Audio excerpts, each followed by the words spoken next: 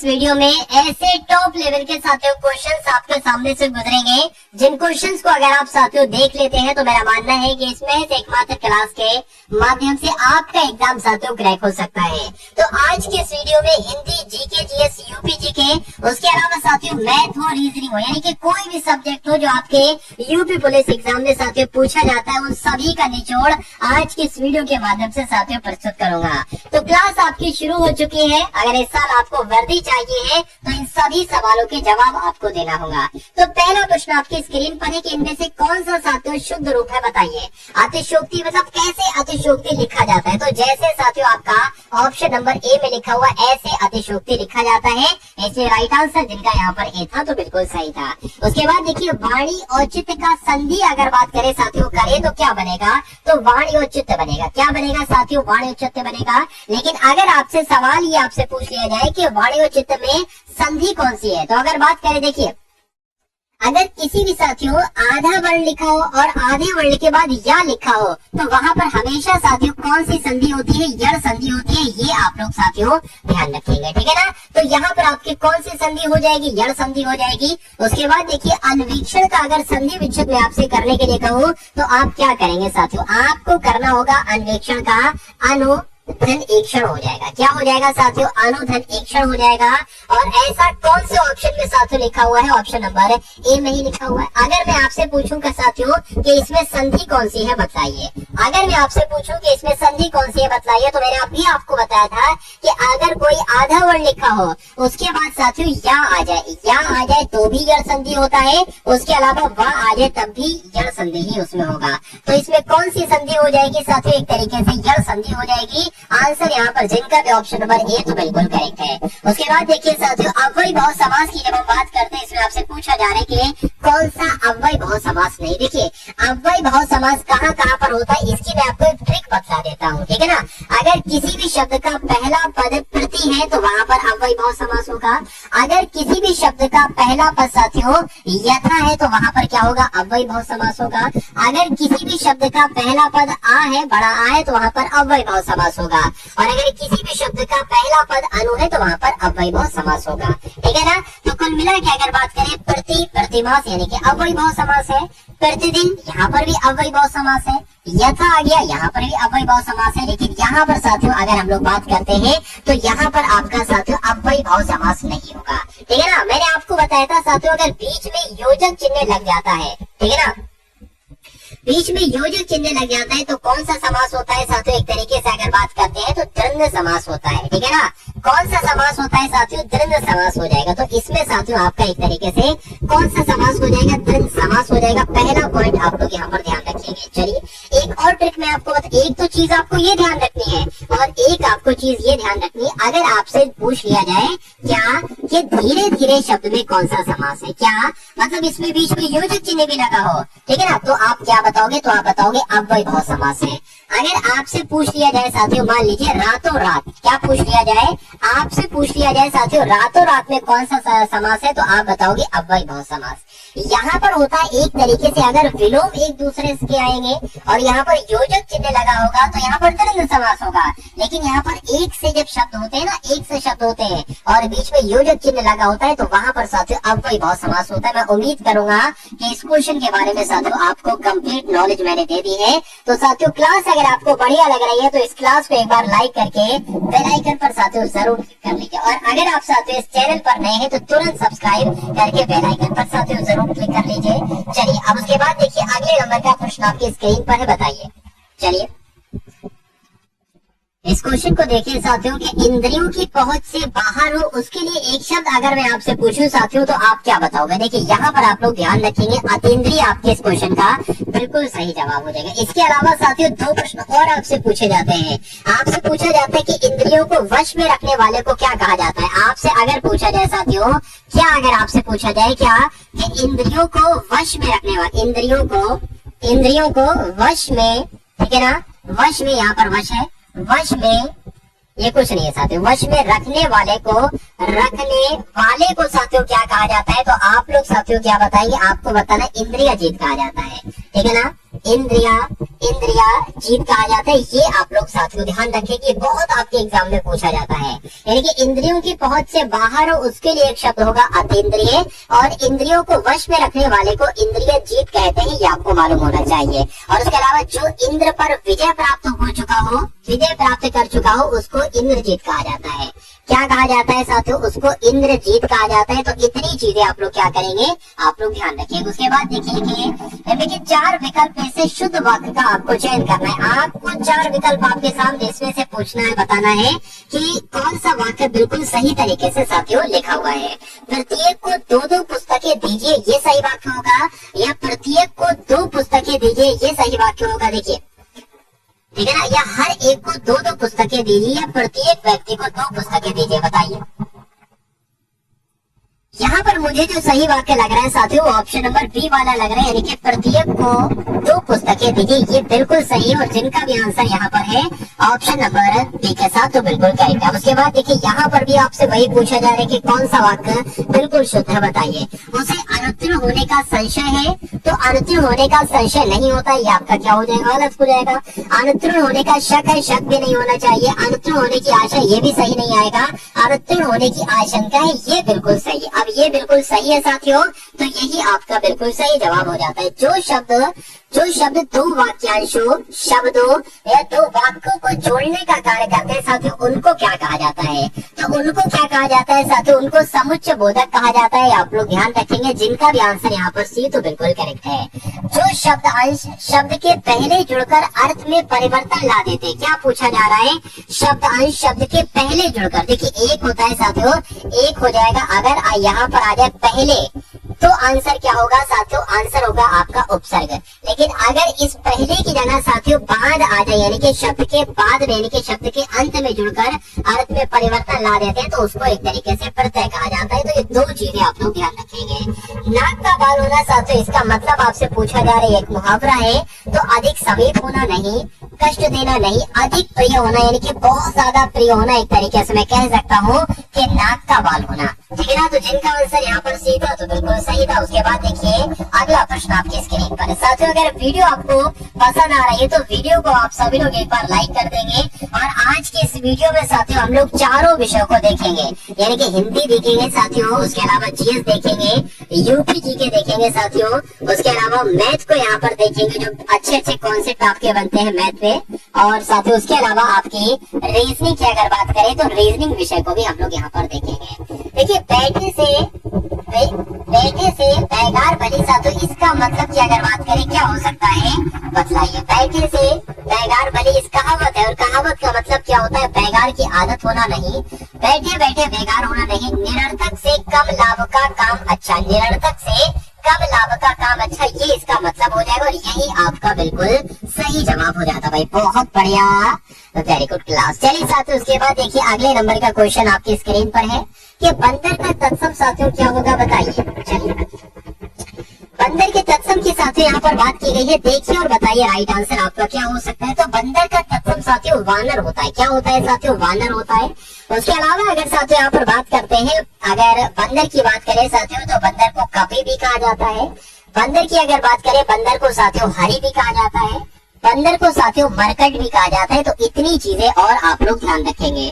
उसके बाद देखिए अगला प्रश्न आपके स्क्रीन पर है कि कमल के समान नयन, इसमें समास कौन सा है साथियों, बताइए। तो कमल के समान, देखिए के समान अगर कहीं पर आ जाए तो वहां पर हमेशा कर्मधारय समास होता है।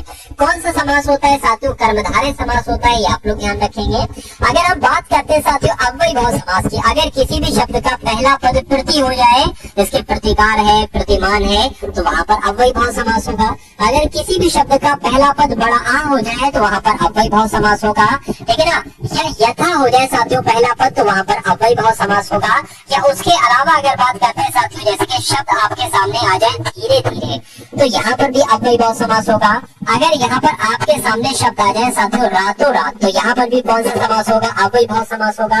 उसके अलावा अगर बात करते हैं द्वंद्व समास की, तो जैसे कि अगर बात करते हैं यहाँ पर मान लीजिए आपके सामने आ जाए आजकल, यानी कि एक तरीके से 2 शब्द विलोम हो और बीच में योजक चिन्ह लगा हो, तो वो आपके क्या होंगे साथियों? द्वंद्व समास वहां पर होता है। इतनी बात आप लोग ध्यान रखेंगे। जो युद्ध में स्थिर रहता है साथियों, उसको क्या कहा जाता है, बताइए। चलिए तो जो युद्ध में स्थिर रहता है उसको क्या कहा जाएगा? उसको युधिष्ठिर कहा जाता है। क्या कहा जाता है? युधिष्ठिर कहा जाता है। अगले नंबर का साथियों क्वेश्चन आपके स्क्रीन पर है, आपसे पूछा जा रहा है जो व्याकरण जानता है। देखिए अब यहाँ पर बहुत ध्यान से देखेंगे आप लोग, आपसे एग्जाम में पूछा जाता है जो व्याकरण जानता है उसको क्या कहा जाता है? तो उसको व्याकरण कहा जाता है, ठीक है ना। उसको क्या कहा जाता है साथियों? उसको व्याकरण कहा जाता है। ये आपको पहला पॉइंट आपको साथियों मालूम होना चाहिए।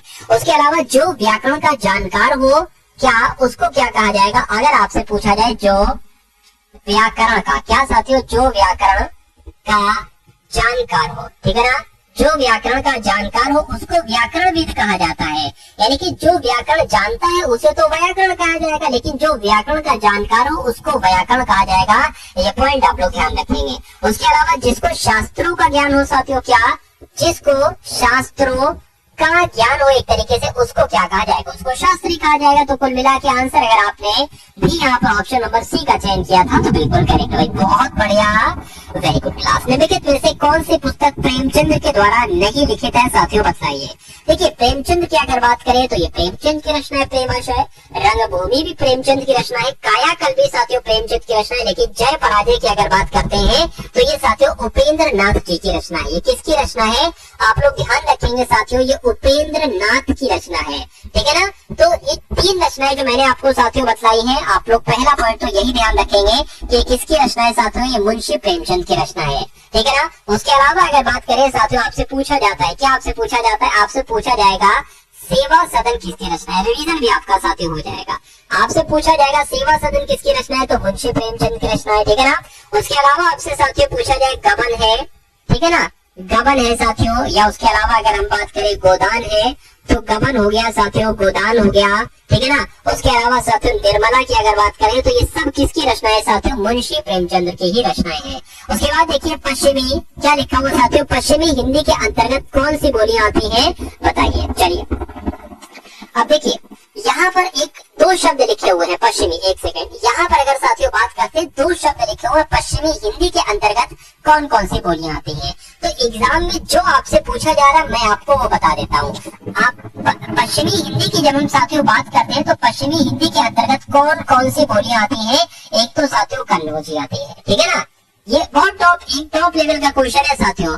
पश्चिमी हिंदी के अंतर्गत साथियों कन्नौजी आती है। उसके अलावा खड़ी बोली की जब हम साथियों बात करते हैं ना तो खड़ी बोली भी साथियों किसके अंतर्गत आती है? पश्चिमी हिंदी के अंतर्गत आती है।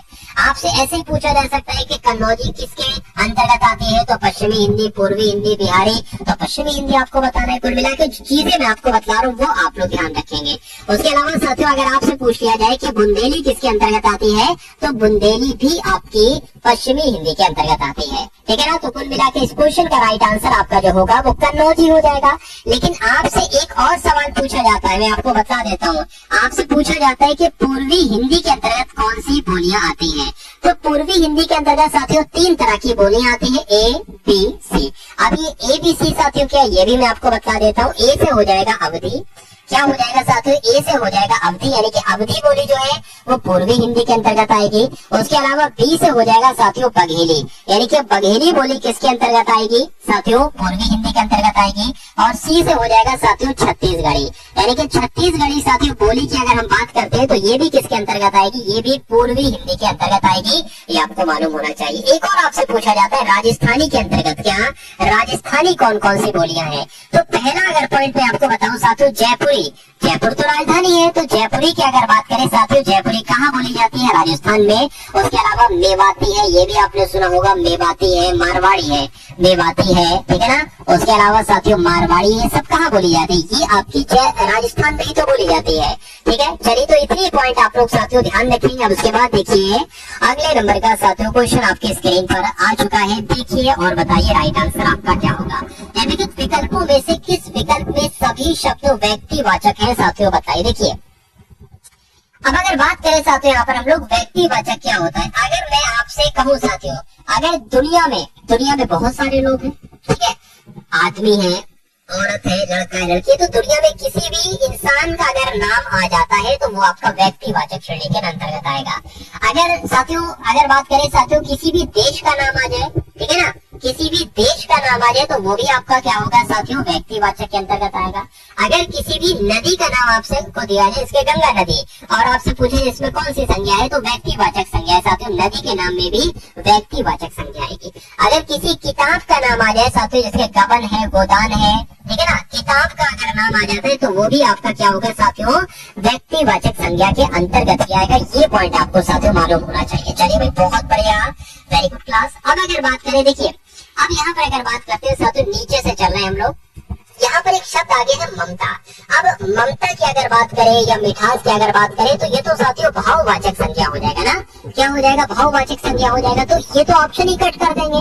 अब यहाँ पर अगर साथियों बात करते हैं, देखिए यहाँ पर बुढ़ापा शब्द आ गया तो ये भी एक तरीके से भाववाचक संज्ञा हो जाएगा। यहाँ पर मिठास शब्द आ गया तो मिठास भी आपका भाववाचक संज्ञा हो जाएगा। लेकिन यहाँ पर एक व्यक्ति का नाम है राम, यहाँ पर एक नदी का नाम है गंगा, और यहाँ पर एक पुस्तक का नाम है रामचरितमानस। तो मैं कहूंगा साथियों यहाँ पर सभी के सभी जो शब्द है वो व्यक्तिवाचक संज्ञा के अंतर्गत आएंगे। इसलिए सही जवाब आपका जाएगा ऑप्शन नंबर ए के साथ। तो बहुत बढ़िया, वेरी गुड क्लास। अब उसके बाद देखिए अगला प्रश्न आपकी स्क्रीन पर। देखिए ये वो क्लास है साथियों जिस क्लास को पढ़ के हिंदी के सेक्शन में 37/37 किया जा सकता है। और जो आपका एग्जाम हुआ था फरवरी 2024 में, उसमें जिन लोगों ने साथियों क्लासेस यहाँ से की थी टारगेट सिलेक्शन से, वो हिंदी में पूरा अपना स्कोर करके आए हैं। तो अगर साथियों दोबारा आपको मौका मिला है तो 37/37 दोबारा से आपका स्कोर हो जाएगा। कोई दिक्कत, कोई परेशानी आपको महसूस नहीं होना चाहिए। और आज के इस वीडियो में साथियों रीजनिंग को भी मैं यहाँ पर लेकर आया हूँ, रीजनिंग को भी आपके लिए यहाँ पर पढ़ाऊंगा। और रीजनिंग में साथियों 55 क्वेश्चन आते हैं। मेरा मानना है कि अगर यहाँ से आप पढ़ोगे तो 55 में से 50 बहुत आराम से आप सही कर डालोगे। मैथ में भी बहुत अच्छा स्कोर आएगा, जीके जीएस यूपी जीके में भी बहुत अच्छा स्कोर आएगा। देखिए पुराना हजारों वर्ष पूर्व का समानार्थी शब्द क्या होगा, तो इसको साथियों प्राचीन कहा जाएगा। क्या कहा जाएगा, प्राचीन कहा जाएगा। आंसर आपका जो जाएगा वो किस ऑप्शन के साथ जाएगा साथियों, ऑप्शन नंबर साथियों सी के साथ, बी के साथ जाएगा। किसके साथ जाएगा साथियों, ए के साथ जाएगा, प्राचीन का। चलिए अरे भाई यहाँ पर अगर बात करें आंसर आपका ए के साथ ही तो गया था। उसके बाद देखिए अगले नंबर का प्रश्न आपकी स्क्रीन पर है साथियों, देखिए और बताइए कि राइट आंसर यहाँ पर आपका क्या हो सकता है। यहाँ पर आपसे पूछा जा रहा है कि 11 का तत्सम क्या होगा, एकम, प्रतिपदा, एकादश या साथियों 11 बताइए। चलिए तो साथियों क्या आपका यहाँ पर राइट आंसर हो सकता है, देखिए और बताइए राइट आंसर आपका जो होगा वो किस ऑप्शन के साथ जाएगा। चलिए साथियों अगर इस क्लास को आपने लाइक नहीं किया है तो तुरंत साथियों इस क्लास को लाइक करके बेल आइकन पर जरूर क्लिक कर दीजिए आप सभी लोग, ठीक है ना। चलिए तो आपका राइट आंसर यहाँ पर साथियों जो होगा वो एकादश के साथ जाएगा, यानी कि 11 का तत्सम रूप साथियों क्या होगा, एकादश होगा। आंसर यहाँ पर जिनका भी साथियों ऑप्शन नंबर सी था तो बिल्कुल करेक्ट। अब अपन जो क्वेश्चन शुरू हो चुके हैं, अब आप लोग साथियों यूपी जीके के क्वेश्चन देखेंगे। कौन से क्वेश्चन देखेंगे साथियों, यूपी जीके के क्वेश्चन देखेंगे। उसके अलावा साथियों जीके जीएस के आप यहाँ पर क्या देखेंगे, क्वेश्चन देखेंगे। चलिए साथियों तो बढ़ लेते हैं साथियों इन क्वेश्चन की तरफ। और पहला क्वेश्चन आपकी स्क्रीन पर है कि अपनी सीमा साझा नहीं करता उत्तर प्रदेश राज्य का कौन सा जिला नेपाल के साथ है। देखिए यहाँ पर अगर बात करें ये साथियों, अगर बात करें उत्तर प्रदेश राज्य का कौन सा जिला नेपाल के साथ अपनी सीमा साझा नहीं करता, ये ऊपर नीचे लाइंस हो गई है यहाँ पर। तो ऐसा कौन सा जिला है, देखिए अगर हम बात करते हैं साथियों जब नेपाल की, तो नेपाल क्या है, नेपाल ये साथियों भारत का पड़ोसी देश है, ठीक है ना। नेपाल की अगर बात करते हैं तो नेपाल साथियों भारत का पड़ोसी देश है। पहले पॉइंट आप लोग ध्यान रखना है। उत्तर प्रदेश की जब हम बात करते हैं, यानी कि उत्तर प्रदेश के 7 जिले साथियों, कितने जिले, उत्तर प्रदेश के 7 जिले नेपाल के साथ बॉर्डर टच करते हैं साथियों, ये आपको मालूम होना चाहिए।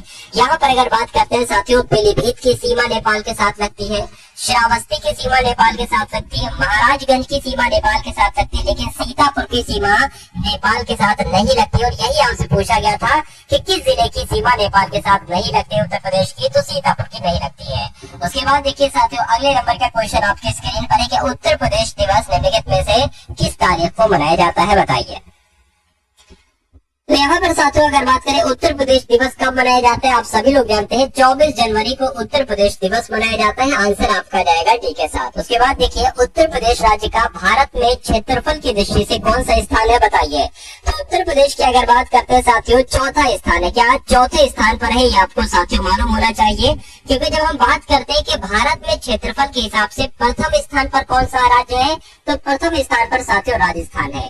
एक तो आपको उत्तर प्रदेश का स्थान मालूम होना चाहिए और एक पहले जो नंबर पर साथियों राज्य है उसका स्थान आपको मालूम होना चाहिए। चलिए अगर उसके बाद हम बात करते हैं साथियों, पहले नंबर पर राजस्थान है क्षेत्रफल के मामले में, दूसरे नंबर पर साथियों मध्य प्रदेश है, दूसरे नंबर पर की अगर बात करते हैं साथियों यहाँ पर मध्य प्रदेश हो जाएगा, और तीसरे नंबर पर कौन सा राज्य है, तीसरे नंबर पर है साथियों महाराष्ट्र है, तीसरे नंबर पर महाराष्ट्र है, और चौथे नंबर पर साथियों उत्तर प्रदेश है। तो कुल मिला के उत्तर प्रदेश आपका बिल्कुल सही जवाब हो जाएगा, जो कि चौथे स्थान पर है। आंसर आपका डी के साथ जाएगा। उत्तर प्रदेश के राज्य पक्षी की अगर बात करते हैं साथियों, देखिए 2 से 3 तरह की चीजें मैं आपको यहाँ पर बतला रहा हूँ। अगर आपसे एग्जाम में साथियों पूछा जाए, क्या पूछा जाए कि अगर आपसे पूछा जाए साथियों राजकीय पशु क्या है, ठीक है ना, अगर आपसे पूछा जाए राजकीय पशु क्या है, या आपसे पूछा जाए साथियों राजकीय वृक्ष क्या है, आपसे ये भी पूछा जा सकता है कि राजकीय वृक्ष क्या है, राजकीय वृक्ष अगर आपसे पूछा जाए तो आपको क्या बताना है। देखिए अगर राजकीय वृक्ष आपसे पूछा जाए तो अशोक आपको बताना है, ठीक है ना, क्या आपको बताना है साथियों, अशोक आपको बताना। लेकिन राजकीय पशु अगर आपसे पूछा जाए तो आपको क्या बताना है साथियों, बारहसिंघा आपको बताना है, ठीक है ना, बारहसिंघा आपको बताना है। उसके अलावा उत्तर प्रदेश राज्य का राज्य पक्षी अगर आपसे पूछा जाए तो राज्य पक्षी क्या है साथियों, सारस है, ठीक है ना, सारस भी कहते हैं इसको। और उसके अलावा अगर सारस ऑप्शन में ना हो, क्रॉन्च अगर ऑप्शन में आ जाए तो क्रॉन्च भी आप लोग लगा सकते हैं। चलिए इतनी जानकारी आप लोग ध्यान रखेंगे। उसके अलावा राजकीय पुष्प की अगर बात करते हैं साथियों, तो राजकीय पुष्प क्या हो जाएगा साथियों, पलाश हो जाएगा। राजकीय पुष्प क्या हो जाएगा, एक तरीके से पलाश हो जाएगा। तो इतनी जानकारी आप लोग ध्यान रखेंगे। उसके बाद देखिए साथियों अगले नंबर का क्वेश्चन है कि कौन सा पक्षी अभ्यारण्य उत्तर प्रदेश में स्थित है, बताइए। तो उत्तर प्रदेश में तो साथियों कौन सा है ये आपसे पूछा जा रहा है। देखिए अगर आपके एग्जाम में डायरेक्ट पूछ लिया जाए कि जायकवाड़ी पक्षी अभ्यारण्य कहाँ पर है, तो जायकवाड़ी पक्षी अभ्यारण्य कहाँ पर है साथियों, ये महाराष्ट्र में है। कहाँ पर है ये, महाराष्ट्र में। पहला पॉइंट आप लोग ध्यान रखेंगे। अगर आपसे पूछा जाए घाटप्रभा पक्षी अभ्यारण्य कहाँ पर है, तो ये कहाँ पर है, ये कर्नाटक में है साथियों, ये कहाँ पर है, कर्नाटक में है। उसके अलावा अगर आपसे पूछा जाए साथियों वेदांतगल पक्षी अभ्यारण्य कहाँ पर है, तो ये साथियों तमिलनाडु में स्थित है, ठीक है ना, कहाँ पर स्थित है साथियों, तमिलनाडु में स्थित है, ये आप लोग ध्यान रखेंगे। लेकिन अगर आपसे पूछा जाए समसपुर पक्षी अभ्यारण्य कहाँ पर है, तो ये साथियों यूपी में है। तो क्वेश्चन आपसे क्या पूछा गया था कि कौन सा पक्षी अभ्यारण्य उत्तर प्रदेश में स्थित है, तो मैं कहूंगा ऑप्शन नंबर ए वाला समसपुर पक्षी अभ्यारण्य ये उत्तर प्रदेश में स्थित है। राइट आंसर आपका जाएगा ऑप्शन नंबर ए के साथ। उसके बाद देखिए उत्तर प्रदेश के किस शहर को सिरेमिक सिटी कहा जाता है साथियों, बताइए। क्या हो सकता है इस क्वेश्चन का बिल्कुल सही जवाब बताने की कोशिश कीजिए। सिरेमिक सिटी के बारे में आपसे कुल मिला के यहाँ पर पूछा जा रहा है, बताइए।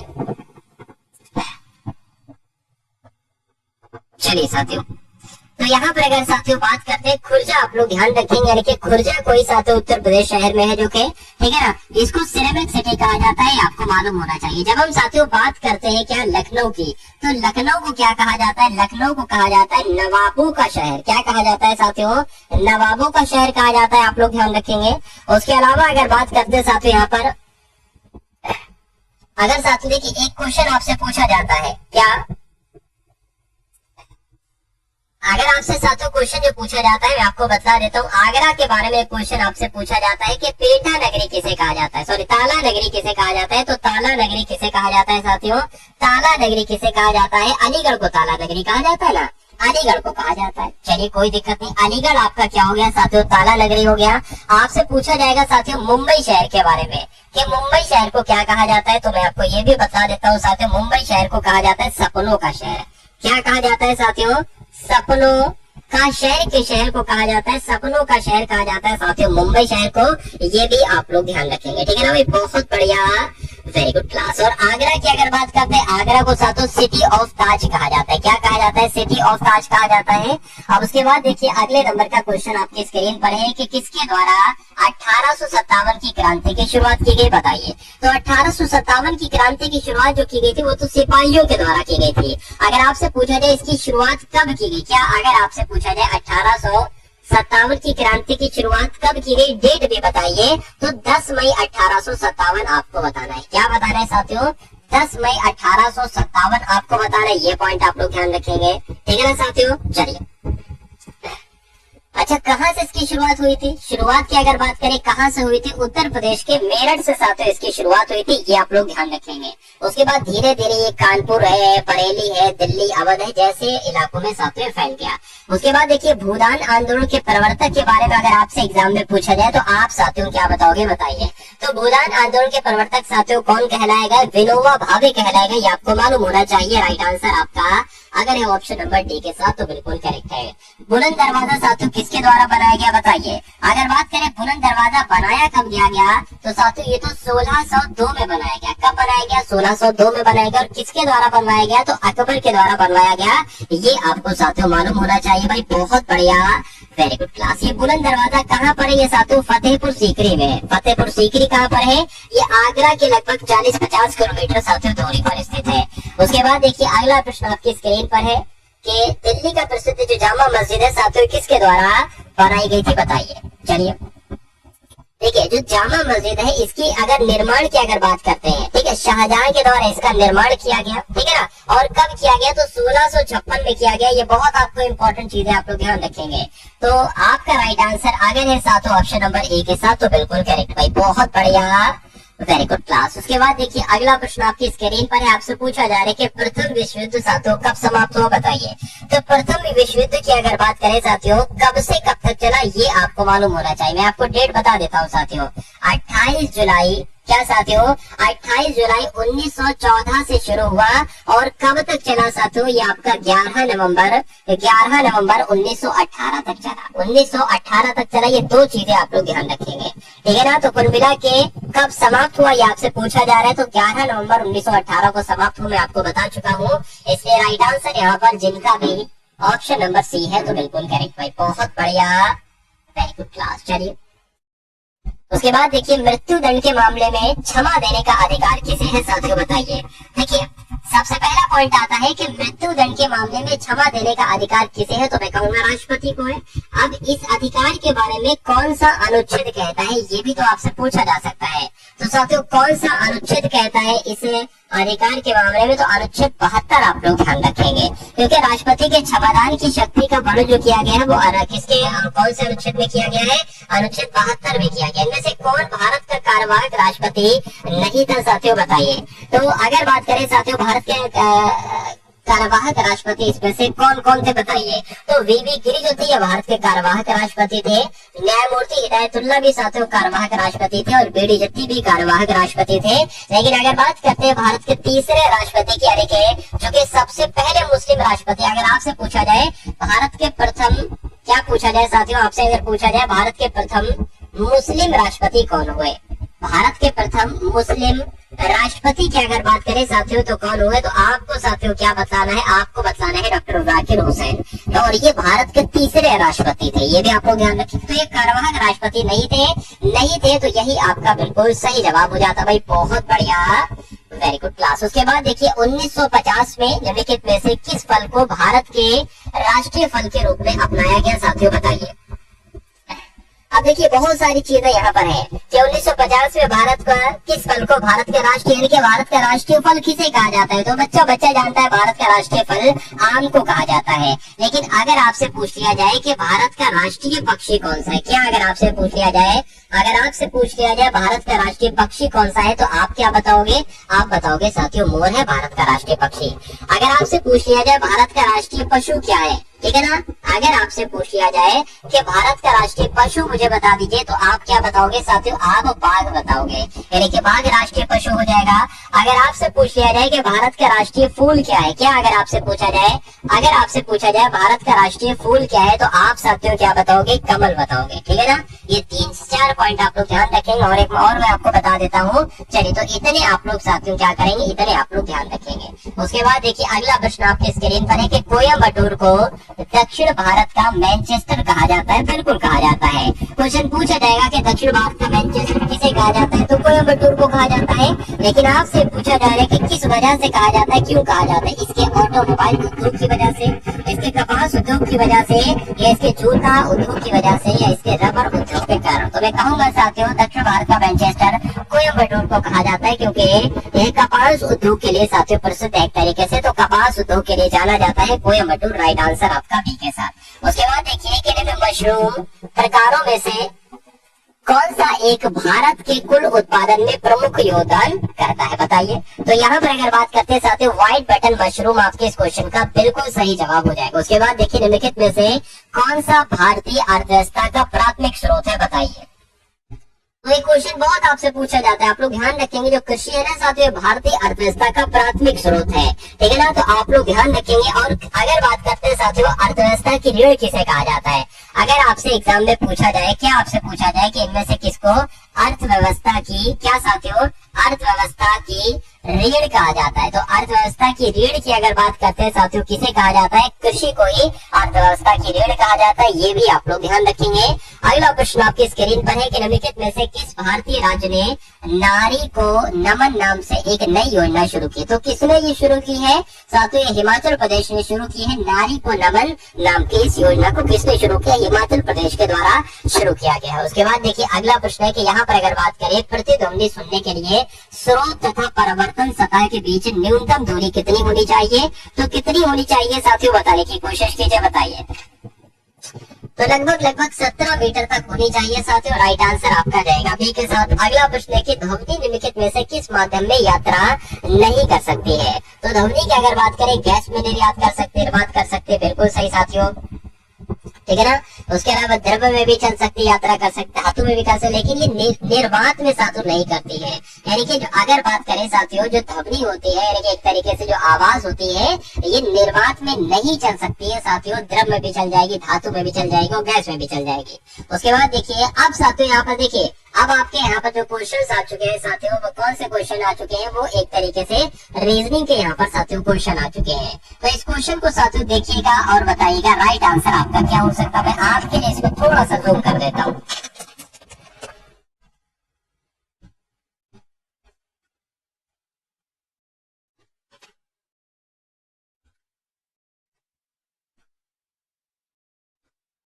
कोई दिक्कत नहीं है साथियों, कोई दिक्कत नहीं है, थोड़ा सा एक तरीके से यहाँ पर जूम नहीं हो पा रहा, लेकिन इसको मैं आपको थोड़ा सा इसका ऐसा करो, इसको थोड़ा सा अंत में देखेंगे, ठीक है ना, इसको बाद में देखेंगे। इस क्वेश्चन को साथियों देखिए और बताइए क्या आपका बिल्कुल सही जवाब हो सकता है। भाई बहुत बढ़िया, वेरी गुड क्लास। चलिए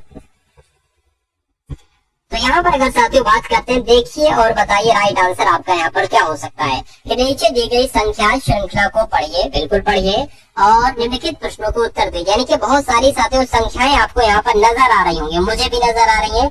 यहाँ पर इसको आपको देखना है और आपको साथियों सवाल बताना है कुछ। चलिए साथियों देखिए उसी क्वेश्चन को एक तरीके से कोशिश करते हैं साथियों देखने की। यहाँ पर अगर बात करें साथियों मैं आपको समझा देता हूँ, मैं अपने मार्कर से एक तरीके से लिखकर दिखा दे। देखो ये जो आकृति बनी है ना, ये एक सर्किल करके एक आकृति बनी है और यहाँ पर साथियों एक लाइन बनी है, ठीक है ना, एक लाइन बनी और यहाँ पर थोड़ा सा ऐसे करके ये बनी हुई है। उसके अलावा अगर बात करें यहाँ पर एक लाइन बनी हुई हल्की सी और यहाँ पर अगर बात करें साथियों यहाँ पर भी एक ऐसे से 3D टाइप के बनी हुई है। अब आपसे ये पूछा जा रहा है साथियों, क्या पूछा जा रहा है, अगर एवं रेखा पर रखा जाए तो दी गई उत्तर आकृति में से कौन सी आकृति प्रश्न आकृति का सही प्रतिबिंब होगी। यानी कि अगर इसको साथियों दर्पण में एक तरीके से देखा जाए तो यहाँ पर ये कैसी दिखेगी, तो यहाँ पर साथियों ये कैसी दिखेगी, इतनी सी बात आपसे पूछी जा रही है। तो ये जो लकीर है वो लकीर सेम टू सेम इसमें ऐसे ही दिखेगी और इसमें आप देख रहे हैं थोड़ी सी मोटी दिख रही है, इसमें भी थोड़ी सी मोटी दिखाई नहीं होगी। उसके बाद अगर साथियों यहाँ पर हम लोग बात करें देखिए ये वाले तो ऑप्शन कट जाएंगे, बी वाला और डी वाला तो साथियों ऑप्शन यहाँ पर कट जाएगा। चलिए कोई दिक्कत नहीं है। उसके बाद यहाँ पर ये जो लाइन है ना वो यहाँ पर ये ऐसे दिखेगी, ठीक है, लेकिन यहाँ पर अगर बात करें यहाँ पर साथियों आपको मोटी दिख रही है और यहाँ पर भी आपको मोटी दिख रही है। उसके अलावा अगर बात करें ये जैसी बनी है वो ऐसे ही बन जाएगी और यहाँ पर अगर बात करें ये कुछ साथियों कैसी बन जाएगी, ऐसी करके बन जाएगी। चलिए तो मुझे भी यहाँ थोड़ा सा सही तरीके से नहीं छोड़ पा रहे, इसलिए थोड़ी सी दिक्कत साथियों लग रही है। तो अगला क्वेश्चन देखिए, यहाँ पर अगर बात करें नीचे दी गई संख्या श्रृंखला को पढ़िए और निम्नलिखित प्रश्नों के उत्तर दीजिए। यहाँ पर अगर बात करें एक सीरीज आपको दिख रही होगी साथियों लंबी नंबरों की, बहुत लंबी। यहाँ पर आपसे पूछा जा रहा है 3 के कितने अंकों के बाद में 6 अंक आया है। क्या पूछा जा रहा है साथियों, 3 के कितने अंकों के बाद में 6 अंक आए, यानी कि पहले 3 अंक आना चाहिए फिर 6 अंक आना चाहिए, लेकिन उसके पहले 4 अंक नहीं, यानी कि इसके पहले 4 अंक नहीं आना चाहिए। तो ऐसा कितनी बार हुआ है, 3 और 6 3 और 6 एक साथ आया, देख लीजिए। देखिए 3 और 6 एक बार आया यहाँ पर, और अगर बात करें इनके पहले कौन सा, इनके पहले 4 भी नहीं है, कोई दिक्कत नहीं है। 3 6 यहाँ पर है, 4 नहीं है इनके पहले, ठीक है। उसके बाद अगर बात करें 3 और 6 यहाँ पर है साथियों, पहले 4 नहीं है, बाद में कोई दिक्कत नहीं है। उसके बाद यहाँ पर अगर बात करें 3 6 यहाँ पर भी है। उसके बाद अगर बात करें 3 6 यहाँ पर भी है, 3 6 यहाँ पर भी है, और 3 6 यहाँ पर भी है, और 3 6 यहाँ पर भी। कितने हो गए? 1 2 3 4 5 6 7 8, 8 हो गए ना। एक बार और चेक कर लेते हैं साथियों, देखिए। अच्छा, यहाँ पर अगर बात करें 3 6, लेकिन उससे पहले 4 है, इसलिए इसको कट कर देंगे। तो अब कितने हो गए? 1 2 3 4 5 6 7, 7 हो गए। तो 7 आपके इस क्वेश्चन का बिल्कुल सही जवाब हो जाता है। उसके बाद देखिए एक और है, उसी टाइप का क्वेश्चन है कि 2 के कितने अंकों के पहले 4 अंक आया है, यानी कि 4 2 होना चाहिए, लेकिन उनके बाद 5 अंक नहीं आया है, यानी कि 5 यहाँ पर नहीं होना चाहिए, 2 4 और 2 साथियों होना चाहिए। ये कुल मिला के आपसे पूछा जा रहा है, 4 और 2 होना चाहिए। चलिए कोई दिक्कत नहीं है। तो 4 2 देख लीजिए साथियों, 4 2 कहाँ पर है? 4 2 एक तो ये है, ठीक है ना। 4 2 साथियों क्या हो जाएगा? एक आपका ये हो जाएगा। उनके बाद में 5 अंक नहीं आना चाहिए, यहाँ पर पहले आ गया, कोई दिक्कत नहीं है। 4 2 और कहाँ पर है? 4 2 यहाँ पर है, कोई दिक्कत नहीं है। उसके बाद देखिए 4 2 कहाँ पर है? 4 2 की अगर बात करें 4 2 और कहीं नहीं, मतलब कुल मिला के 2 तरीके से साथियों अंक एक तरीके से बन रहे हैं। इनके 4 है, 2 है, लेकिन उनसे पहले क्या नहीं है? 5 नहीं है। तो इसलिए 2 आपका बिल्कुल सही जवाब हो जाएगा, और जिनका भी आंसर यहाँ पर 2 है तो बिल्कुल सही है। अब उसके बाद देखिए अगला प्रश्न है, संबंधित संख्या को चुनिए, यानी कि 5 को जैसे हमने 2431 बनाया है, वैसे 8 को यहाँ पर साथियों क्या बनाया जा सकता है? ये वाला ऑप्शन, ये वाला ऑप्शन, ये वाला ऑप्शन, या ये वाला ऑप्शन। देखिए अब यहाँ पर कुछ ना कुछ तो कैलकुलेशन आपको करना पड़ेगा, जुगाड़ तुगाड़ करना पड़ेगा। ये 2431 को 5 बना दिया जाए। देखिए अच्छा, इनको सबसे पहले आप जोड़ लीजिए, जैसे 2 4 6 6 3 9 और 9 1 10 हो जाएगा, यानी कि 10 से क्या बना दिया गया है? 5 बना दिया गया। तो मेरा मानना है कि इसका आधा ये बना दिया गया है। तो अब आप ऑप्शन में ये देखिए, किसका जोड़ इसका डबल आ रहा है, ठीक है, तभी तो आधा बन के 8 आएगा। इसको देखिए 15 हो जाएगा, फिर ये तो ज्यादा हो जाएगा। इसकी अगर बात करें 10 और 15, ये आपका 16, यानी कि इसका योग 16 हो रहा है। इसको भी 2 से भाग करेंगे तो यहाँ पर 8 आ जाएगा, यानी कि यहाँ पर जो नंबर आएगा साथियों वो 54 61 आ जाएगा। इसलिए यही आपका बिल्कुल सही जवाब हो जाता है भाई, बहुत बढ़िया, वेरी गुड क्लास। उसके बाद देखिए अगला प्रश्न आपकी स्क्रीन पर है, देखिए और बताइए साथियों राइट आंसर यहाँ पर आपका क्या हो सकता है। चलिए साथियों, यहाँ पर अगर बात करें साथियों ए डी का भाई है, तो यहाँ पर आप लिख लीजिए कि ए जो है ना, ए ये किसका भाई है? ये डी का भाई है। ए डी का भाई है तो डी मतलब भाई है, तो ये प्लस हो जाएगा। पुरुष के लिए प्लस लगाते हैं और स्त्री के लिए माइनस लगाते हैं। बी का पिता डी है, तो बी का पिता साथियों कौन हो जाएगा? बी का पिता एक तरीके से डी हो जाएगा। ये पिता हो गए, ये कौन हो गए साथियों? पिता हो गए। बी और सी बहने हैं, बी और सी बहने हैं, तो हम लोग यहाँ कह सकते हैं साथियों बी और सी एक तरीके से क्या हो जाएंगी? बहने हो जाएंगी। बताइए कि ए से यहाँ पर कुछ मिसिंग लग रहा है साथियों, क्या लग रहा है? मिसिंग लग रहा है। देखिए मैं आपको बता देता हूँ, ए डी का भाई है, तो ए जो है ना वो डी का भाई, इतनी बात हो गई। उसके बाद बी का पिता डी है, बी का पिता साथियों बी हो जाएगा, यानी कि बी यहाँ पर आ जाएगा, बी यहाँ पर हो जाएगा। तो कुल मिला के ये पिता हो जाएगा, ये भी पुरुष हो जाएगा एक तरीके से। ये पिता यहाँ पर लिख देते हैं याद के लिए। उसके बाद अगर बात करें बी और सी बहने हैं, यानी कि ये और ये दोनों साथियों क्या हो जाएंगे? आपस में बहने हो जाएंगी। चलिए कोई दिक्कत नहीं है। अगर बात करें फिर उसके बाद दिखाए, बताइए सी का ए से क्या संबंध, यानी कि ए क्या कहेगा सी को? तो ए क्या कहेगा सी को? देखिए ये इसका भाई है, ठीक है ना, ये दोनों आपस में भाई है, भाई के ये बच्चे हैं, तो भाई की बेटी क्या कहलाएगी साथियों? भाई की बेटी तो आपकी भतीजी ही होगी। तो भतीजी आपके इस क्वेश्चन का बिल्कुल सही जवाब हो जाएगा, और जिनका भी आंसर यहाँ पर ऑप्शन नंबर डी था तो बिल्कुल सही था। उसके बाद देखिए अगले नंबर का साथियों क्वेश्चन आपकी स्क्रीन पर है कि चर्मकार का संबंध चमड़े से है, तो बढ़ई का संबंध किससे होगा? फर्नीचर से, लकड़ी से, हथौड़ी से, या साथियों कुर्सी से? बताइए। तो जैसे चर्मकार का संबंध चमड़े से होता है साथियों, ठीक है ना, उसी तरीके से बढ़ई का संबंध लकड़ी से होता है, लकड़ी से होता है। तो राइट आंसर आपका जो जाएगा वो ऑप्शन नंबर बी के साथ जाएगा भाई, बहुत बढ़िया, वेरी गुड क्लास। उसके बाद देखिए साथियों फर्नीचर का संबंध बढ़ई से, यानी कि बढ़ई फर्नीचर बनाता है, तो प्रतिमा कौन बनाएगा? मूर्तिकार, इंजीनियर, पेंटर या कुम्हार? तो मैं कह सकता हूँ प्रतिमाएं जो बनाएगा वो मूर्तिकार बनाएगा। इसलिए राइट आंसर आपका जो जाएगा वो ऑप्शन नंबर ए के साथ जाएगा, और जिनका आंसर यहाँ पर ए है तो बिल्कुल करेक्ट भाई, बहुत बढ़िया, वेरी गुड क्लास। उसके बाद देखिए साथियों के सांप की अगर बात करें तो सरीसृप, बिल्कुल साथियों सांप जो होते हैं ना वो सरीसृप के अंतर्गत आते हैं। उसके अलावा अगर बात करें आते हैं गेंद के अंतर्गत, क्रिकेट के अंतर्गत, पक्षी के अंतर्गत, तो मैं कहूंगा स्तनपायी के अंतर्गत आते हैं। इस टाइप का सवाल साथियों आपसे बहुत पूछा जाता है। तो कुल मिला के जिनका आंसर यहाँ पर सी था तो बिल्कुल सही था। उसके बाद देखिए अगला प्रश्न आपके स्क्रीन पर है कि ए बी सी को जेड वाई एक्स लिखा जा सकता है, तो एक्स वाई जेड को यहाँ पर क्या लिखा गया है, इतनी सी बात आपसे पूछी जा रही है। देखिए ए का अपोजिट लेटर होता है जेड, बी का अपोजिट लेटर होता है वाई, सी का अपोजिट लेटर होता है एक्स। जैसे कि अगर बात करें, देखिए ए का अपोजिट क्या हो जाएगा, जेड हो जाएगा, बी का अपोजिट क्या हो जाएगा, वाई का हो जाएगा, सी का अपोजिट क्या हो जाएगा, एक्स हो जाएगा, डी का अपोजिट साथियों क्या हो जाएगा, डब्ल्यू हो जाएगा। इतनी सी बात आपको मालूम करना है। तो यहाँ पर भी साथियों इसके अपोजिट क्या होंगे साथियों, ये आपका राइट आंसर हो जाएगा। एक्स का अपोजिट देखिए, जेड का अपोजिट क्या होता है, ए होता है, वाई का साथियों बी होता है, सी का क्या है, एक्स का क्या होता है, सी होता है। तो सी भी ए कहाँ पर लिखा हुआ है, सी भी है साथियों ऑप्शन नंबर डी में लिखा हुआ है। तो यही आपका बिल्कुल सही और सटीक जवाब हो जाता भाई। बहुत बढ़िया, वेरी गुड क्लास। साथियों रीजनिंग के वो क्वेश्चन मैं आपके लिए यहाँ पर डेली लाता हूँ, डेली एक तरीके से ये मॉक टेस्ट आपके लिए चलता है।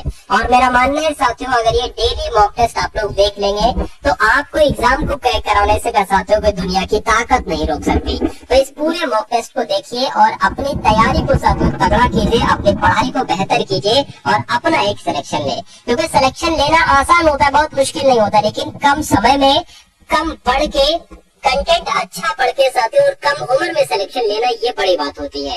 क्या फायदा साथियों आपकी उम्र बहुत हो जाए फिर आपका एक सिलेक्शन मिले, तो वो अच्छी चीज नहीं लगती है। कम उम्र में सिलेक्शन लेना ये अच्छी बात होती है। तो यहाँ पर से अगर आप पढ़ोगे साथियों तो जो भी आपका अगला एग्जाम है बहुत आसानी से क्रैक हो जाएगा। क्योंकि बहुत सारे हजारों हजार के हिसाब से लड़के साथियों यहाँ से सिलेक्ट हो चुके हैं। ठीक है ना। अभी एसएससी वाला जो आपका हुआ था, अभी उसका रिजल्ट नहीं है, उसका रिजल्ट आएगा तो देखिएगा वहाँ बहुत सारे साथियों इस चैनल के माध्यम से लड़के सेलेक्ट हुए हैं। देखिए राजेश की अगर बात करें, पूर्व की ओर 17 किलोमीटर जाता है। सबसे पहले मैं आपको बता देता हूँ एक चीज, लोगों को सीधा हाथ बायां हाथ पता होता है, सीधा हाथ उल्टा हाथ।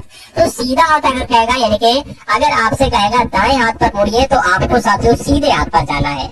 अगर आपसे कहेगा साथियों बाएं हाथ पर मुड़िए, क्या कहेगा बाएं हाथ पर मुड़िए, तो आपको साथियों अपने उल्टे हाथ पर मुड़ना है। ये बातें आप लोग ध्यान रखेंगे। और एक चीज मैं आपको ये बताता हूँ, मान लीजिए आप यहाँ पर बैठे और आपसे कहा जाए पूरब की दिशा में जाइए तो आपको साथियों इस तरफ जाना है। अगर आपसे कहा जाए उत्तर की दिशा में जाइए तो आपको साथियों इस दिशा में जाना है। अगर आपसे कहा जाए दक्षिण की दिशा में तो इस तरफ, और पश्चिम की दिशा में कहा जाए तो इस तरफ। अब देखिए पृष्ठ की तरफ राजेश पूर्व की तरफ साथियों 17 मीटर जाता है, तो पूर्व की तरफ हम 17 मीटर चल दिए। वो बाएं मुड़ता है 15 जाता है, तो बाएं मुड़ा साथियों 15 किलोमीटर चल दिया। फिर वो बाएं जाता है 17 जाता है, तो 17 यहीं तक जाके रुकेगा। वह अपने प्रारंभिक स्थान से कितनी दूरी पर है, यानी कि ये दूरी क्या है, तो ये दूरी जब 15 है तो ये दूरी भी साथियों 15 ही होगी।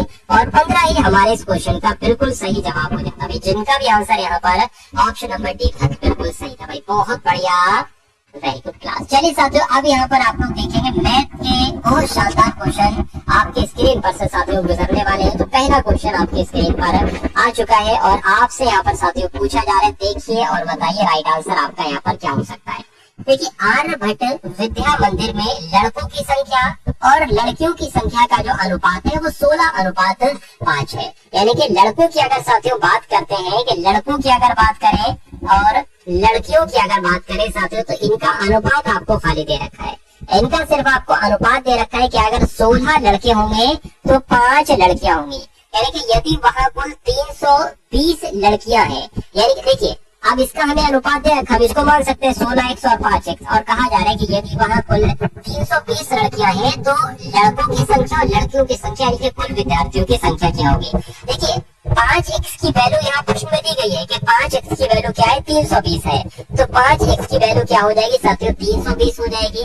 x की वैल्यू साथियों क्या हो जाएगी, 320/5 हो जाएगी। 5 छंग 30 हो जाएगी साथियों, 2 चला जाएगा, 5 चौका आपका 20 हो जाएगा। x बराबर 64 हो जाएगा। तो यहाँ पर तो लड़कियां हमें पता चल चुकी है 20 है। अब 16 की गुणा, देखिए x बराबर 64 आया ना, तो 16 की गुणा साथियों 64 से कराइए और आपको ये भी पता चल जाएगा कि लड़कों की संख्या कितनी है। तो 16 चौक साथियों 64 हो जाएगा।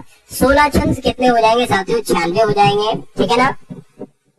इसको अगर करें 4 आ जाएगा, 7 आ जाएगा, 9 आ जाएगा, यानी कि 974 साथियों यहाँ पर आपका आ जाएगा। अब इन दोनों को एक तरीके से जोड़ लो, आपको कुल विद्यार्थियों की संख्या मालूम पड़ जाएगी। चलिए कोई दिक्कत नहीं है।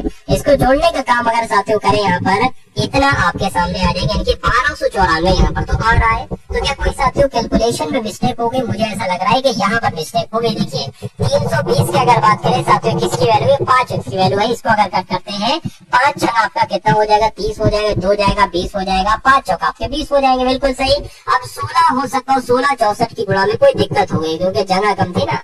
चलिए 6 चौक आपका कितना हो जाएगा साथियों? 24 हो जाएगा, 4 कम 4, ठीक है। और यहाँ पर कुल मिला के 6 हो जाएगा, 6 छंग 36 का 6 आ जाएगा, 3 जाएगा, ठीक है, 3 एकम 3 और यहाँ पर साथियों 9 आ जाएगा। यहाँ पर अगर साथियों बात करते हैं 4 आ जाएगा, यहाँ पर 12 आ जाएगा, यहाँ पर 1000 आ जाएगा।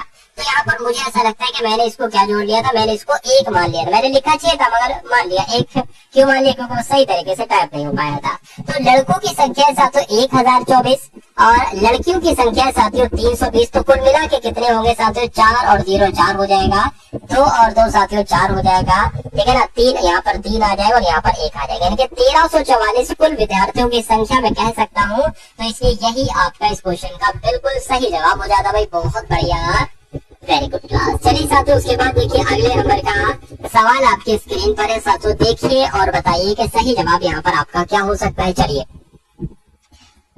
तो राम अपने पुत्र की वर्तमान आयु का 3 गुना। अब यहाँ पर 2 लोग हैं साथियों, एक तो राम है जो कि पिता है, ठीक है ना, राम है और उसका पुत्र है, और उसका क्या है? और उसका पुत्र है।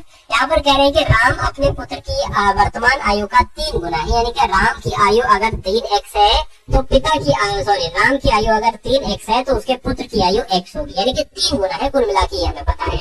यानी कि 8 वर्ष बाद वो अपने पुत्र की आयु का 2 गुना हो जाता है।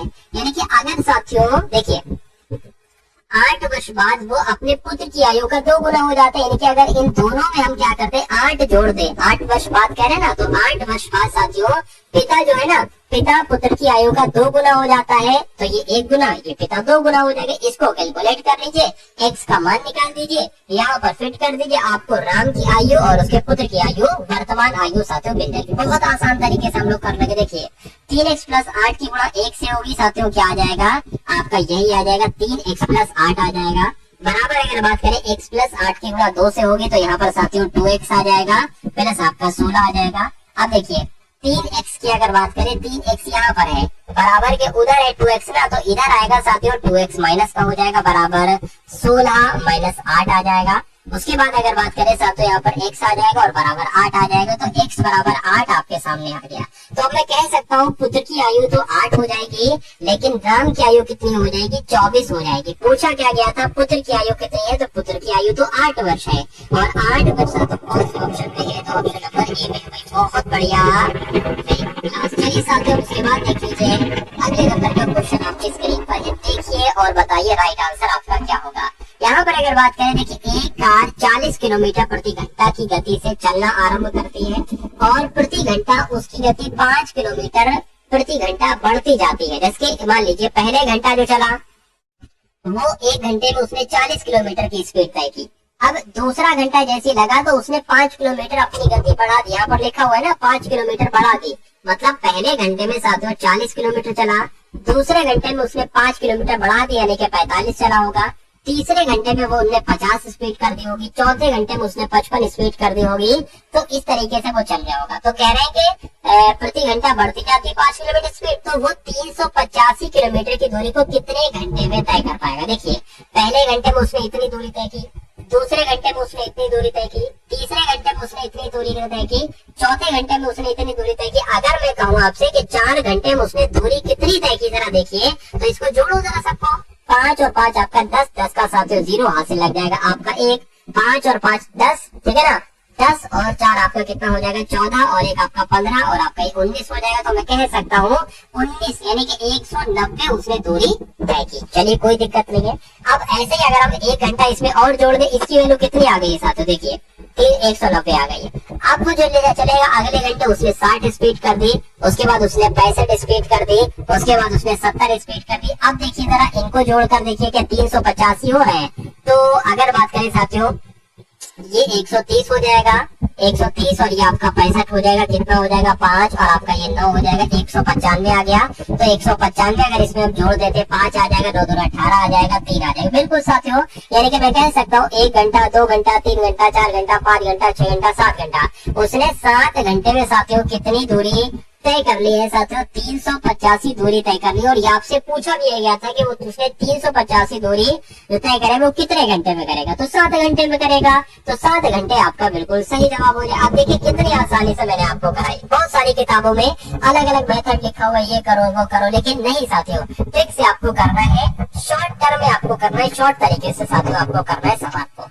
चलिए अब उसके बाद देखिए अगले नंबर का क्वेश्चन आपकी स्क्रीन पर है कि किसी एक संगठन में 40% कर्मचारी मैट्रिक पास है। चलिए कोई दिक्कत नहीं, बहुत अच्छी बात है, ठीक है ना। शेष 50% स्नातक है और अवशिष्ट यानी कि बचे हुए 180 स्नातकोत्तर है, ठीक है ना। स्नातक कर्मचारियों की संख्या कितनी? अब अगर बात करें 40% कर्मचारी जो है वो मैट्रिक पास है। चलिए 40% और 50% की अगर बात करें स्नातक पास है, तो अब बचे कितने साथियों? पूरे 100% होते हैं तो 10% अब बचे ना। और यहाँ पर कहा जा रहा है कि 10% जो है ना वो 180 स्नातकोत्तर है। तो 10% की वैल्यू साथियों कितनी है? 180 है। ठीक है, आपको स्नातक कर्मचारियों की संख्या कितनी है ये पूछी जा रही है। तो स्नातक कर्मचारियों की संख्या तो 50% है। तो जब 10% की वैल्यू 180 है तो 50% की वैल्यू साथियों क्या होगी? 10 नीचे आ जाएगा। 50% की चाहिए ना, तो 50 से आपको गुणा कराना पड़ेगी, क्योंकि जब ये 10 इसके नीचे आएगा तो ये 1% की वैल्यू हो जाएगी। अब जितने प्रतिशत की वैल्यू आपको पता करना, उससे आपको गुणा कर देना। तो ये 0 से ये 0 आपका कैंसिल हो जाएगा। 18 पंजे साथियों कितना हो जाएगा? 90 हो जाएगा, एक 0 लग जाएगा। तो मैं कह सकता हूँ साथियों स्नातक वाले जो लोग थे वो उनकी संख्या 900 थी। लेकिन 900 यहाँ कहीं ऑप्शन में नहीं है, लेकिन एक ऑप्शन ऐसा है जो आपका राइट आंसर हो सकता है। इनमें से कोई नहीं आपका राइट आंसर होगा, क्योंकि आंसर आपका जो जाएगा वो साथियों 900 के साथ जाएगा। बहुत बढ़िया, वेरी गुड क्लास। अब उसके बाद देखिए अगले नंबर का साथियों क्वेश्चन आपकी स्क्रीन पर है, देखिए और बताइए राइट आंसर यहाँ पर आपका साथियों क्या हो सकता है। चलिए यहाँ पर साथियों जब हम लोग बात करते हैं कि नीलम अपनी कुल आय का 20% मकान के किराए पर खर्च करती है, तो मान लीजिए उसके बाद लिखा है शेष का 70% घरेलू मदों पर खर्च करती है। यदि वो 3600 की बचत भी करती है तो उसकी कुल आय क्या है? मैं कह सकता हूँ उसकी कुल आय साथियों x है। अब इस कुल आय का यानी कि x का 20% मकान के किराए पर खर्च करते हैं, कितना बचता है? 80% बचता है। और कह रहे हैं 70% घरेलू मदों पर खर्च करती है, कितना बचता है? 30% बचता है। तो अब उसकी जो आएगी सामने ना, उसकी बराबर बचत आएगी। तो अब बचत उसकी कितनी दी गई है साथियों? 3600 बचत दी गई है। अब इसको कैलकुलेट कर लीजिए, x का मान निकाल लीजिए। x को हमने माना था कुल आय, x का बराबर जो निकलेगा वो कुल आय ही एक तरीके से होगा। इसकी अगर बात करें तो 20 जो आपका 80 हो जाएगा, 20 पंजे आपका इतना हो जाएगा, ठीक है ना। अगर इसकी अगर बात करें साथियों इस 0 से आपका ये 0 कैंसिल हो जाएगा। अब एक 0 यहाँ पर बचा है, ध्यान रखिएगा। अब x बराबर आपका जो बचेगा साथियों वो 3600 बटे, अब ये 4 गुणा 3 नीचे आ जाएगा साथियों, 4 3 यानी कि 12 नीचे आ जाएगा। 12 नीचे ये कुछ नहीं है साथियों, एक सेकेंड, 12 आपका नीचे आ जाएगा और ये 5 और 10 साथियों ऊपर चला जाएगा, यानी कि 50 आपका ऊपर चला जाएगा। 12 कम 12, 12 दूनी 24, 12 3 आपका 36 हो जाएगा, यानी कि 300 तो ये आ जाएगा। तो 3 की 5 से गुणा करोगे साथियों 15 आ जाएगा, और 3 0 लगे हुए हैं तो साथियों ये आपका x का मान आ जाएगा और यही आपका बिल्कुल सही जवाब हो जाएगा। तो 15,000 उसकी कुल आय है साथियों, जो कि कौन से ऑप्शन में है साथियों? ऑप्शन नंबर ए में है। तो यही आपका बिल्कुल सही जवाब हो जाता है भाई, बहुत बढ़िया, वेरी गुड क्लास। चलिए साथियों उसके बाद देखिए अगले नंबर का क्वेश्चन आपकी स्क्रीन पर है, देखिए और बताइए राइट आंसर आपका क्या है। कि एक विक्रेता अपने माल पर अंकित मूल्य लागत मूल्य से 20% अधिक तय करता है, यानी कि अंकित मूल्य की अगर बात करें, यानी कि अंकित मूल्य और लागत मूल्य, ठीक है ना। अंकित मूल्य की अगर बात करें या साथियों हम बात करें लागत मूल्य की, अंकित मूल्य की अगर बात करें या साथियों हम बात करें लागत मूल्य की, तो यहाँ पर कहा गया है कि अंकित मूल्य जो है ना 20% अधिक तय करता है। अगर लागत मूल्य साथियों 100 होगा तो अंकित मूल्य 20% अधिक तय करेगा, यानी कि 120% तय करेगा। तो आपको पता चल गया लागत मूल्य अगर 100 है तो अंकित मूल्य 120 होगा। तो कह रहे हैं कि वो अपने ग्राहकों को 10% की छूट देता है, यानी कि इस अंकित मूल्य पर 10% की छूट देगा तो कितने रुपए की वो चीज हो जाएगी? अरे भाई 120 का 10% 12 होता है, तो 12 इसमें से घटाइए जरा, तो कितना आ गया साथियों? 108 आ गया। यानी कि जब अंकित मूल्य पर 10% की छूट देता है तो वो वस्तु 120 से 108 रुपए की हो जाती है। तो उसका लाभ कितने प्रतिशत होगा? अरे भाई 100 रुपए में वो लाया था, 108 रुपए में वो छूट देकर बेच रहा है, साफ साफ 8% का प्रॉफिट आपको हो रहा है। तो उसका लाभ प्रतिशत कितना होगा, तो 8% होगा, इसलिए राइट आंसर आपका जो जाएगा वो ऑप्शन नंबर किसके साथ जाएगा साथियों, ऑप्शन नंबर सी के साथ जाएगा। बहुत बढ़िया, वेरी गुड क्लास। चलिए साथियों उसके बाद देखिए अगले नंबर का सवाल आपकी स्क्रीन पर है, देखिए और बताइए सही जवाब आपका क्या होगा।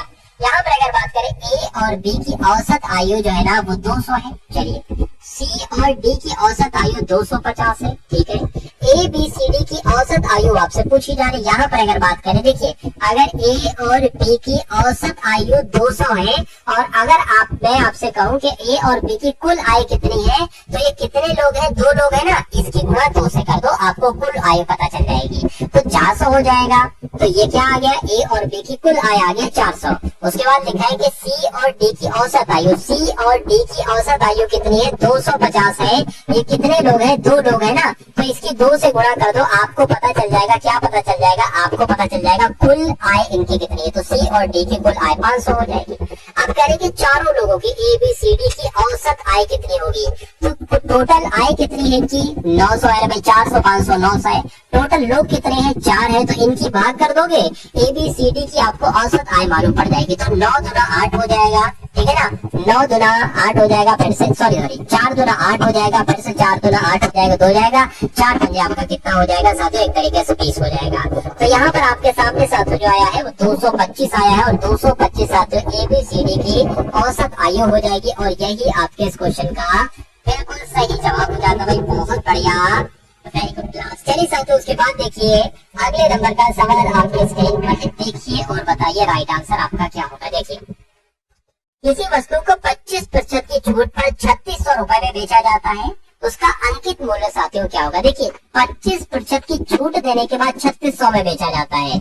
अगर देखिए किसी भी चीज को 100% में खरीदा जाता है, अगर इस पर 20% की छूट दी गई तो इसको 80% में बेचा जाएगा। अगर इस पर 25% की छूट दी गई तो इसको साथियों 75% में बेचा जाएगा। यानी कि यहाँ पर भी 25% की छूट दी गई है, तो यानी कि इसको 75% में बेचा जा रहा है। लेकिन यहाँ पर दे रखा है कि इसको 3600 में बेचा जा रहा है, तो मैं कह सकता हूँ 75% की वैल्यू जो है ना वो 3600 है।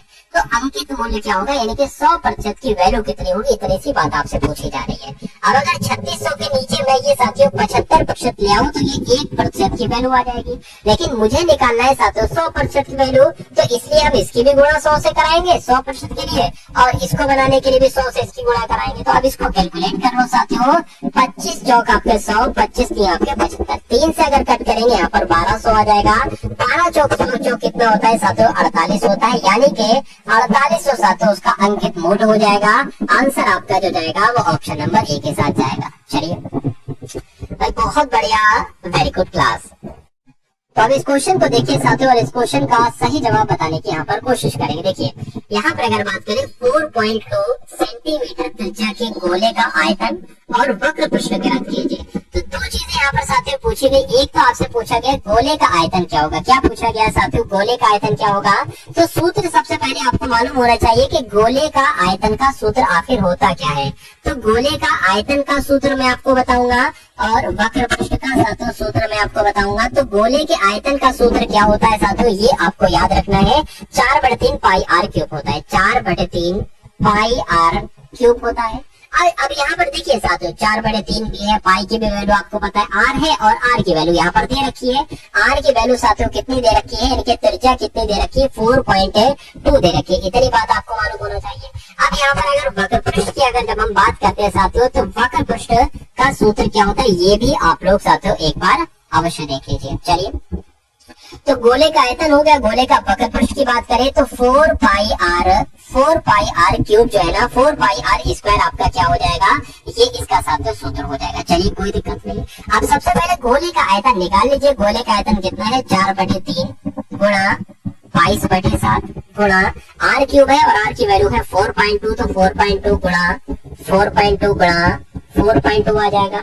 अब इसको अगर कट करेंगे साथियों, देखिए यहाँ पर अगर बात करें इस पॉइंट को हटाएंगे, नीचे 0 बढ़ाएंगे। अब ये 42 हो गए, 7 एकम 7, 7 छंग आपका 42 हो जाएगा। ठीक है, इतनी बात आपको साथियों मालूम पड़ गई। अब इस पॉइंट को हटाएंगे साथियों, नीचे 0 बढ़ाएंगे, इसको कट करेंगे, ठीक यहाँ पर कितना आ जाएगा, 3 एकम 3, 3 चौक आपका 12 आ जाएगा। इतनी बात आपको साथियों मालूम पड़ गई। चलिए कोई दिक्कत नहीं। अब आपको सिर्फ और सिर्फ देखिए, और अगर बात इसको भी हटाइए और नीचे एक 0 बढ़ाइए, अब आपको सिर्फ गुणा कराने के 4 की 22 से कराएंगे तो 88 हो जाएगा। ठीक है ना, 88 हो जाएगा।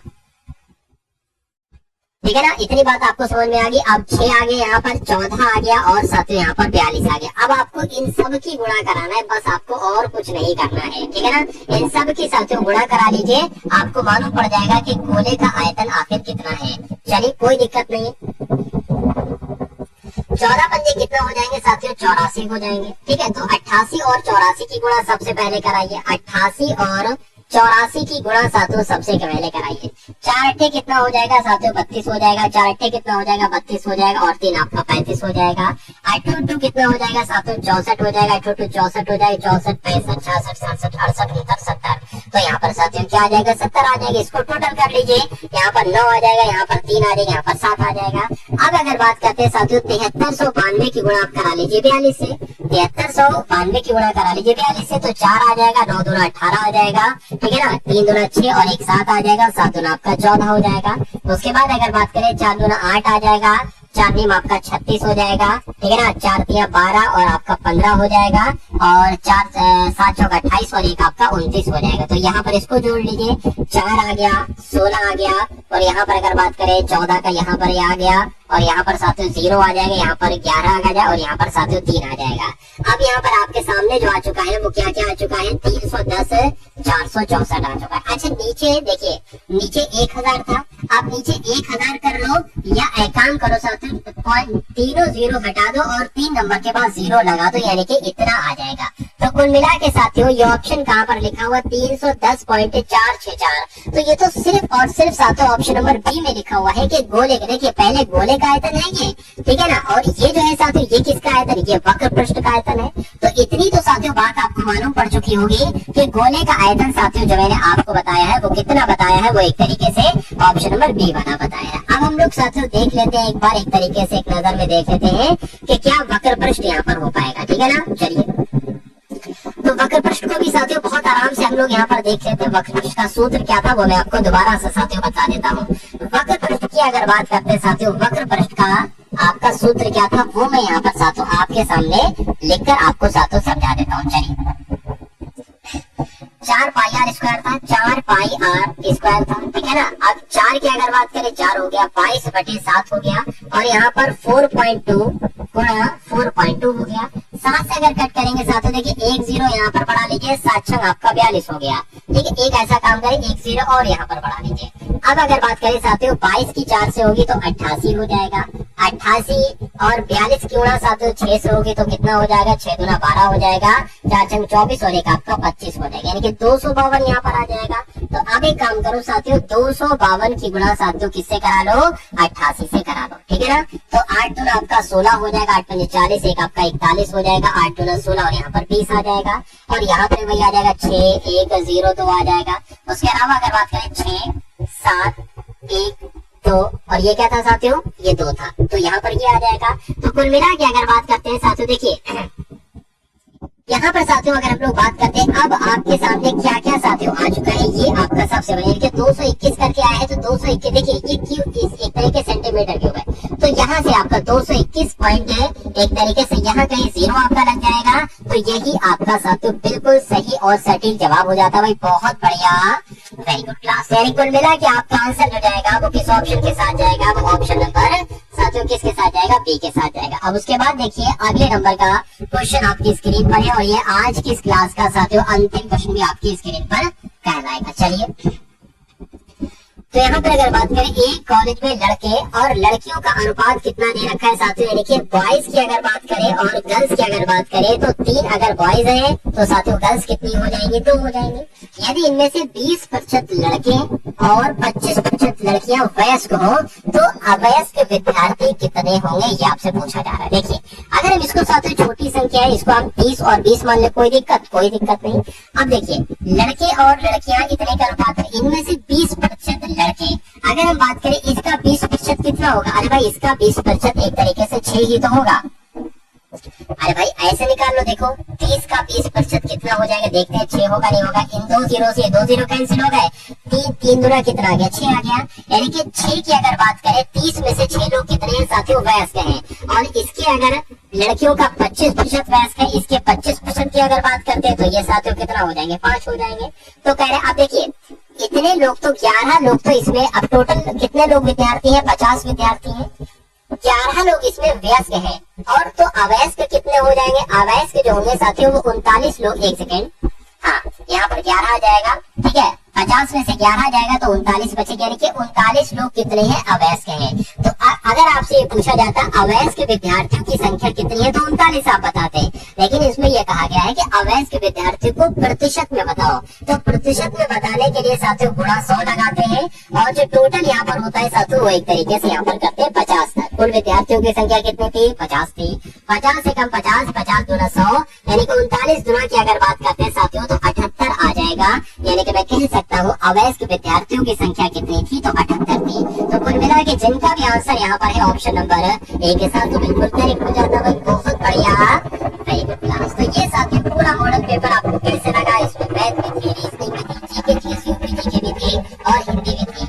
आपको कैसा लगा साथियों कमेंट सेक्शन में आप लोग जरूर बताइएगा। और एक प्लेलिस्ट का लिंक आपको डिस्क्रिप्शन में दिया जाएगा, उस पूरी प्लेलिस्ट को देखकर आप एग्जाम को बहुत आसानी से साथियों क्रैक कर सकते हैं। तो इस वीडियो को अपने मित्रों के साथ शेयर कीजिएगा, वीडियो को लाइक कीजिएगा, और चैनल पर अगर नए हैं तो चैनल को तुरंत सब्सक्राइब करके बेल आइकन पर क्लिक कीजिएगा।